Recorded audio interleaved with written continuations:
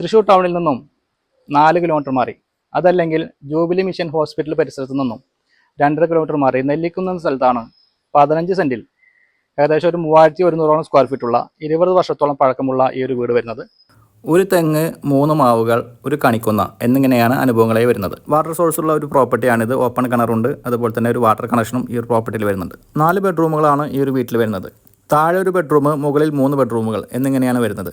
താഴത്തെ സൗകര്യങ്ങൾ sit out, hall, living area, dining hall, common bathroom വരുന്നുണ്ട്.